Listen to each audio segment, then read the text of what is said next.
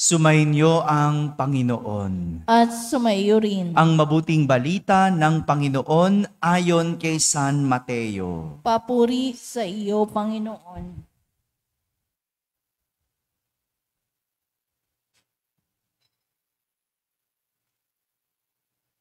Noong panahong iyon, sinabi ni Jesus, "Sa aba ninyo, mga eskriba at mga pariseyo, mga mapagpaimbabaw, ibinibigay ninyo ang ikapo ng gulaying walang halaga, ngunit kinaliligtaan ninyong isagawa ang lalong mahahalagang aral sa kautusan, ang katarungan, ang pagkahabag at ang katapatan. Tamang gawin ninyo ang mga ito, ngunit huwag naman ninyong kaliligtaang gawin ang iba. Mga bulag na taga-akay, sinasala ninyo ang niknik sa inyong inumin, ngunit nilulunok ninyo ang kamelyo. Sa aba ninyo, mga eskriba at mga pariseyo, mga mapagpaimbabaw, nililinis ninyo ang labas ng tasa at ng pinggan, ngunit ang loob nito'y puno ng mga nahuthot ninyo dahil sa kasakiman at pagsasamantala. Bulag na pariseyo, linisin mo muna ang mga nasa loob ng tasa at ng pinggan, at magiging malinis din ang labas nito." Mga kapatid, ang mabuting balita ng Panginoon. Pinupuri ka namin, Panginoong Jesucristo. Umupo ang lahat at makinig sa homilya. Isang magandang umaga po sa inyong lahat. Magandang umaga sa mga nasa barangay, sa mga nasa tahanan na nagsisimba via online at sa lahat ng nasa abroad. Kasama kayo sa aming banal na pagdiriwang dito sa ating parokya. Muling tinutuloy ni Jesus ang kanyang pangaral tungkol sa mga mapagpaimbabaw. Sabihin nyo nga po. Tuloy, no? Kung kahapon, pinagnilayan natin ang dalawang mga karakter ng ating pagbasa tungkol sa mapagpaimbabaw. Dalawang karakter, naalala niyo pa ba? Yung karakter ni San Pablo na naglalapit sa tao sa Diyos. Yung ginagawa niya, totoo. Walang halong pagpapaimbabaw. Binibigyan niya ng lakas ng loob. Tinutulungan niya yung mga tao na makalapit sa Diyos. Kahit na masama ang turing sa kanya ng iba. Nagbibigay ng lakas ng loob. At yung isa pang karakter kahapon, yung mga pariseyo at eskriba, yung mga naglalayo sa tao sa Diyos, yung mukha silang makadiyos, taong simbahan, pero nilalayo ang tao sa Diyos. Ngayon na naman, isa na namang klase ng pagpapaimbabaw ang binibigyang diin ni Jesus. At ginamit ni Jesus ang imahe ng tasa at pinggan. Meron po ba kayong tasa at pinggan? Siguro naman, pare-parehas tayong pamilyar sa mga iyon, di ba? Imaginin mo, ang tasa at pinggan. Yan ang ginamit ni Jesus na imahe para ituro kung ano ang pagpapaimbabaw. Sabi ni Jesus, nililinis ninyo ang labas ng tasa at ng pinggan. Imagine ninyo, malinis ang labas. Ngunit ang loob nito'y puno ng nahuthot ninyo dahil sa kasakiman at pagsasamantala. Sa pinggan at tasa, ang mahalaga ay ang panloob. Diba? Yung labas ng tasa, walang halaga yan kahit gaano yan kakinis kung ang loob ay marumi. Ganon din yung pinggan, di ba? Kasi yun yung kakainan mo eh. Di ba? Kahit marumi yung ilalim, marumi yung katawan niya sa ilalim, basta malinis ang loob. Yun ang mahalaga. Dahil kapag madumi ang loob, ano mangyayari? Sakit ang pwedeng maidulot sa tao. Tama ba? Iinom ka ba sa tasang marumi? 'Di ba? Kakain ka ba sa pinggan na marumi?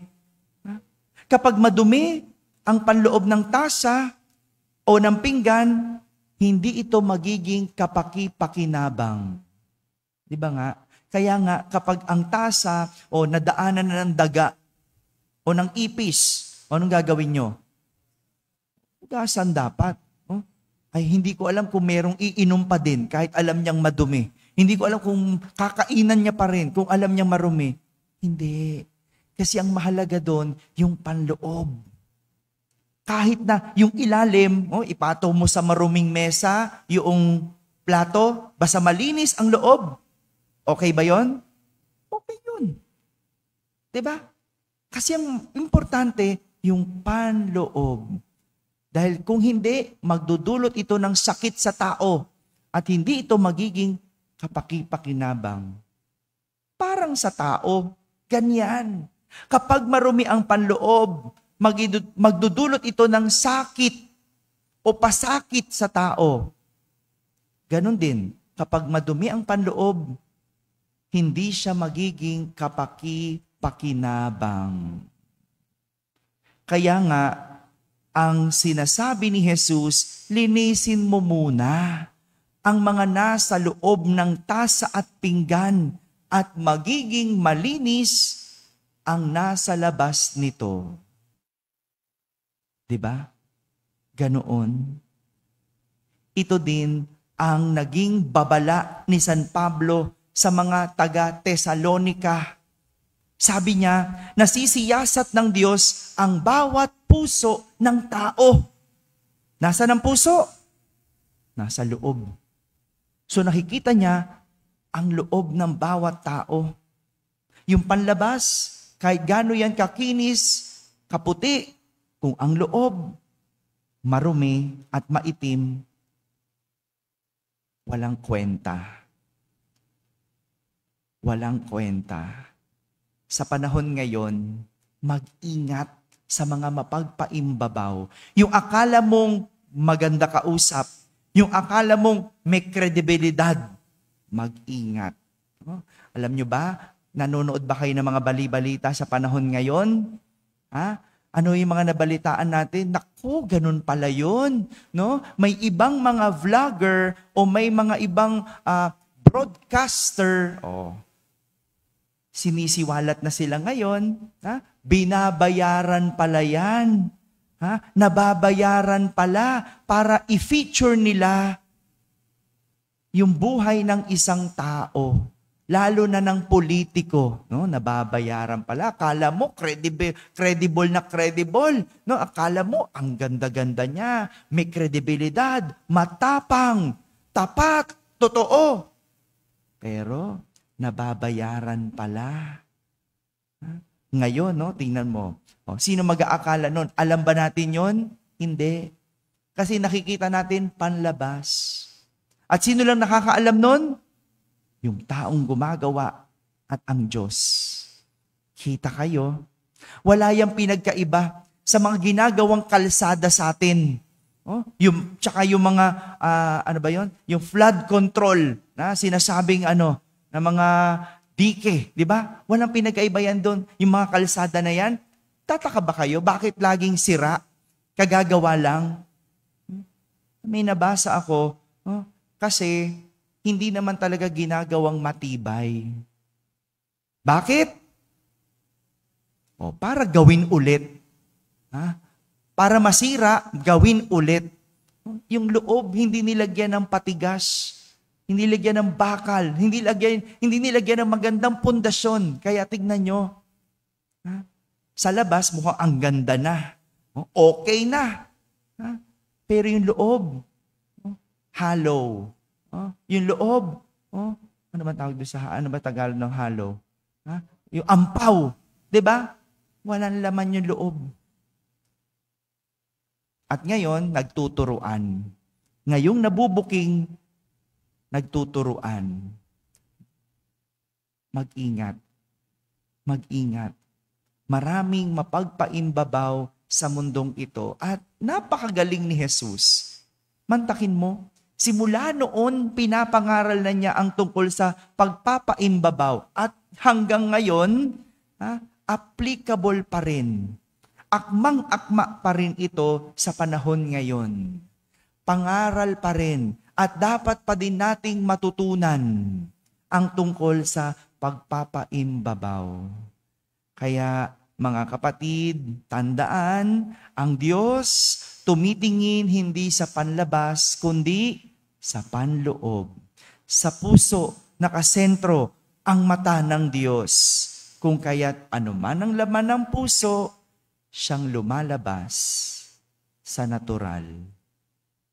Amen? Amen. Isang paanyaya lang po, sa susunod na linggo, Lunes, magsisimula po ang ating nobinaryo para sa kapistahan ni San Nicolas de Tolentino, ang patron ng ating distrito at secondary patron na rin ng ating parokya. Muli po, mula Lunes, September 1 to September 9, tayo po'y magdiriwang ng nobinaryo at sa September 10 ang kapistahan ni San Nicolas de Tolentino. Maraming salamat po. Sumainyo ang Panginoon. At sumaiyo rin. Pagpalain kayo ng makapangyarihang Diyos, Ama at Anak at Espiritu Santo. Amen. Tapos na pong ating pagdiriwang, humahiging taglay ang pag-ibig at kapayapaan ni Kristo. Salamat sa Diyos.